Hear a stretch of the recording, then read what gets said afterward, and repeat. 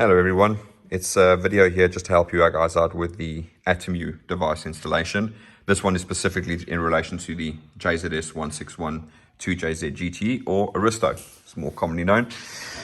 Right, so when you buy it from us, it's like myself, Calvin, Cartoon NZ, Brandon Quantum in the United States, or Yuri over in Russia at OfferSwap.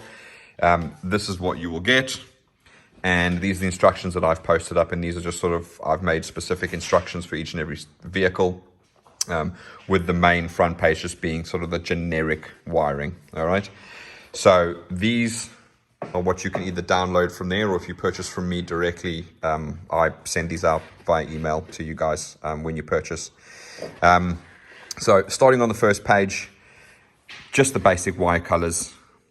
1, 2, 3, 4, 5, 6, 7, 8, 9, 10, 12, red, black, yellow, etc., etc. So you can see a red, black, yellow, green, white, so on and so forth. So that's pretty self-explanatory and straightforward, so I'm not going to go any further with that. Second one is the sort of generic wiring. So this is not specific to any vehicle. I've just put it in so you have the generic wiring that normally comes with the device that is not vehicle specific. Okay, so don't necessarily pay too much attention to it, but it does give you information like the fact that these three need to be tapped in and not actually cut all together. And obviously it highlights that all of these effectively you want to basically cut, all right? But again, generic, not specific for a model. So when I go through the rest of it, you're actually going to see what I've put together specifically for the Aristo model. So moving on to page 2, now obviously this is where I've got the specific pinout for the ECU, and got an ECU here so you can see exactly what you're dealing with. So that is that.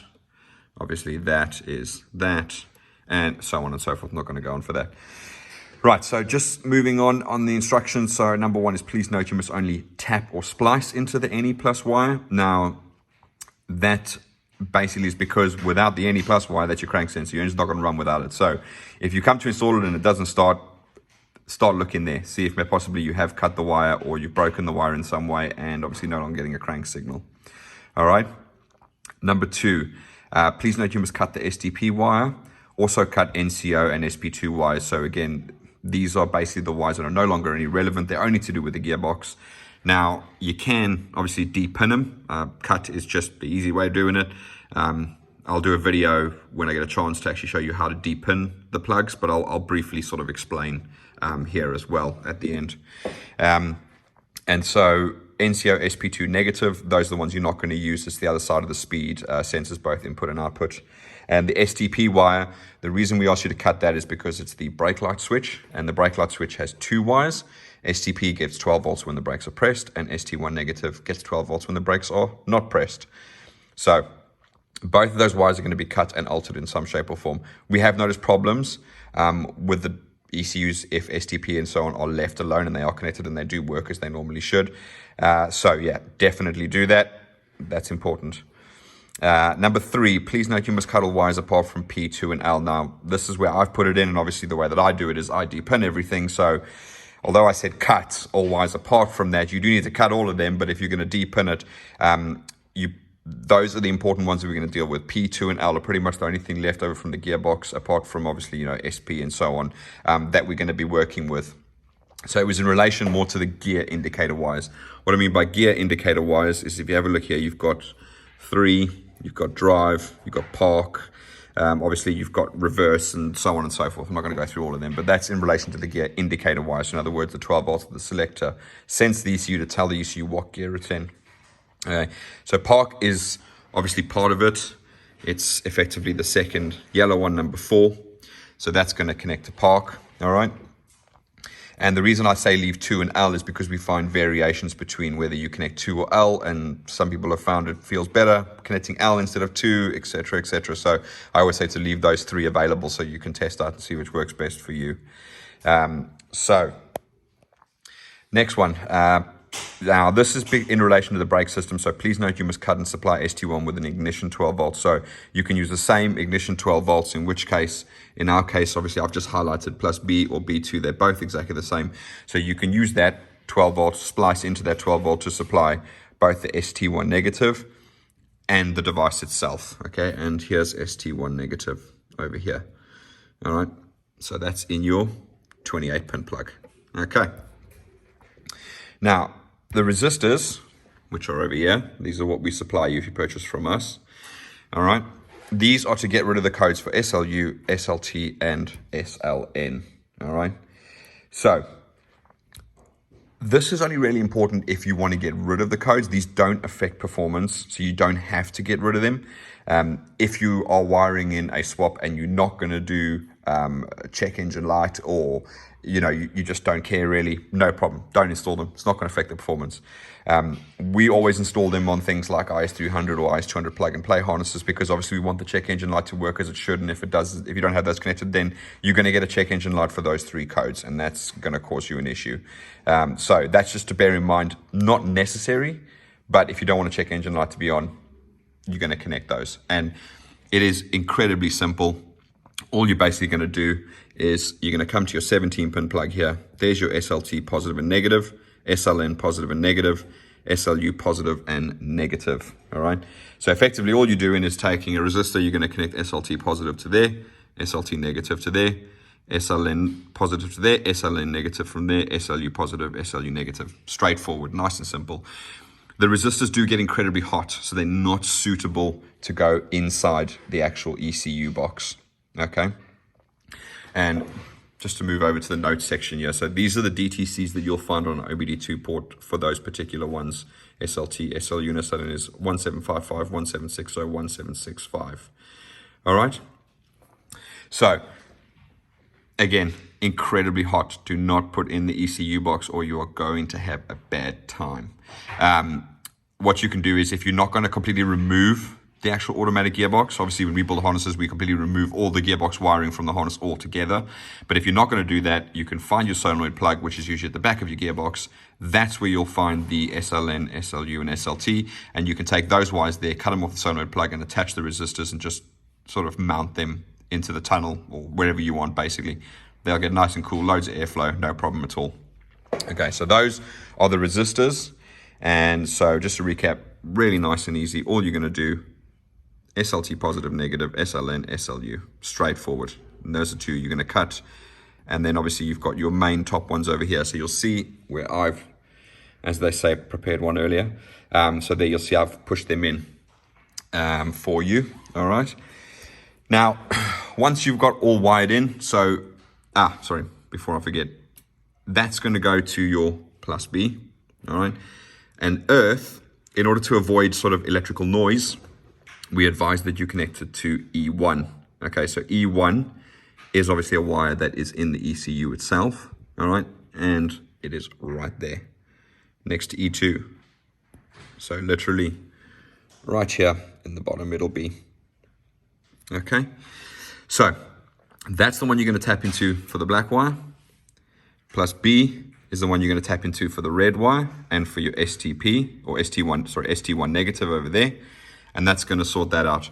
So you've got solenoid 1, 2, 3. Then you've got now, this was a point that was brought up.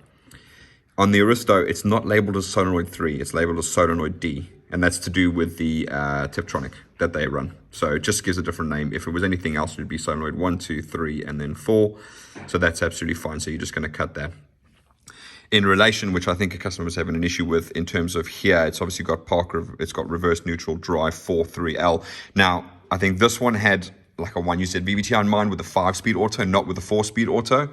So in your case, you've basically got, 3, D, and R are the ones that you're going to cut. So in total, in terms of what you have as actual signals coming into the ECU from the gearbox, you've got park, reverse. So again, just to recap that. So you've got park, reverse, all right, then you've got, where is our neutral? There, N for neutral, park, reverse, neutral. Then you're going to have drive, then the shifter moves sideways, and that's going to be 3, or manual mode as some people call it, and then you're going to come down and you're going to have 2, and the shifter moves sideways again, and then you go into L. All right, so sorry, that was actually my bad. You got park, reverse, neutral, drive. Okay, and then, park, reverse, neutral, drive, sideways to 3 or manual mode, down to 2, and then you're going to go into L as well, if I'm not mistaken. Anyway, that's basically how it works.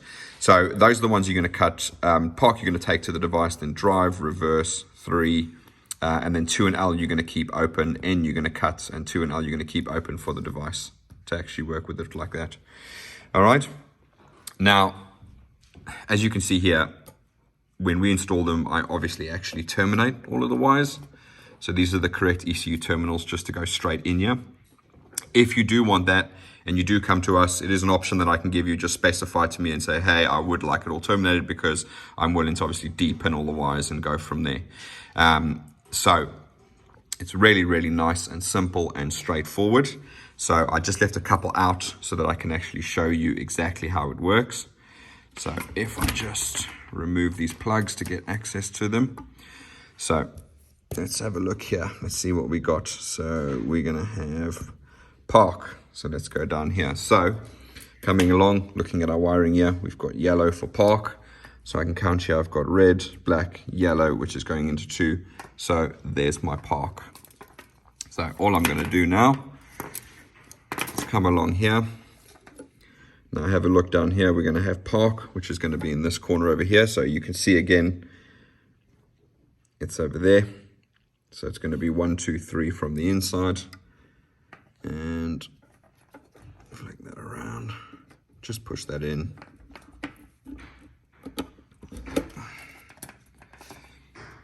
Nope, I haven't removed the secondary lock from that. Now, bear with me a second. Okay, back again. Right, so just had to remove the secondary lock from inside there. So there you go, I've got that over there. So this is obviously looking from this side, not from the back. So I've got to do the inverse. So park is obviously there, so you can see 1, 2, 3, 4, 5. So just so you can see where the cavity is 1, 2, 3, 4, 5, and you can see there I've got 1, 2, 3, 4, 5. So it's the third one in. Just push the terminal in, and I'm going to try to do this single-handedly. You should be able to hear a click.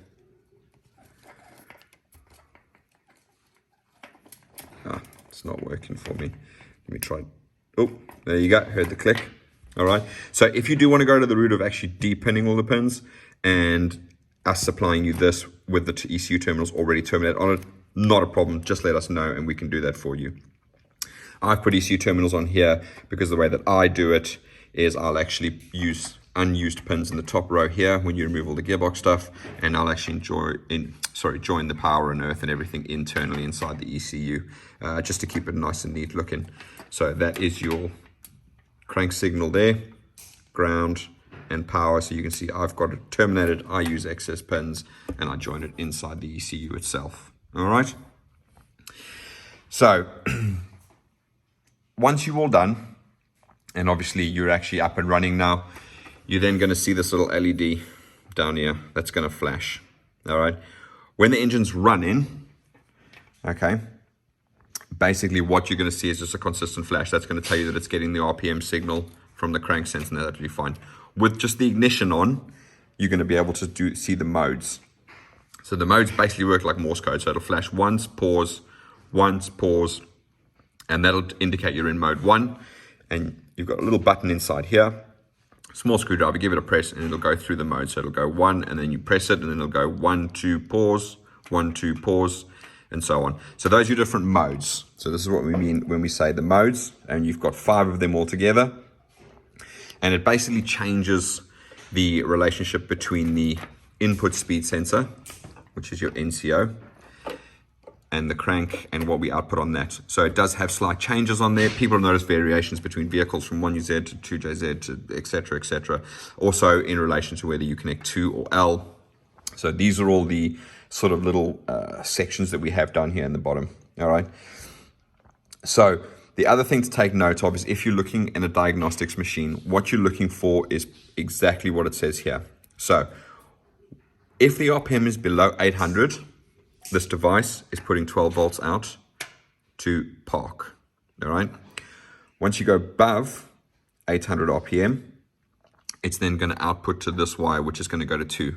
So that's why I said this one you can swap around. You can do 2 or L and see which one works best for you. Obviously, without a dyno, it's just going to be your butt dyno, whatever feels good, etc. And again, there are some otherwise that you don't need to connect. I always do connect them to get rid of the codes. But for instance, things that don't have, a massive effect is things like the SP2 plus wire. And obviously we go into, connecting to L instead of 2, etc., etc. And you should be able to see all of this information in your diagnostics machine. So you should be able to see when it goes into park and when it comes out of park, and goes into, start supplying power from park to 2. All right. So hopefully this makes sense now. I do have a habit of overcomplicating things. So please give me a shout, comment down below, send me a message at, you can find me at phoenixenginemanagement.com. We'll link you to our Facebook page and you can send me a message there if you have anything that's maybe not 100% clear. But hopefully with these instructions and the pinout, and we've marked everything out, and with this video to sort of help explain, where everything goes and so on and so forth, you guys can get this right first time and nice and easy, get it all up and running. So thank you for watching, if you have, and well, we'll speak to you soon. I will do more of these as guys ask, for all the different various models. So again, if there's a model that we do, IS300, 1UZ VVTi, etc., give us a shout and we'll do a video to go along with it. All right, this is Chris Taylor and you've been watching our video. Thank you very much. Bye.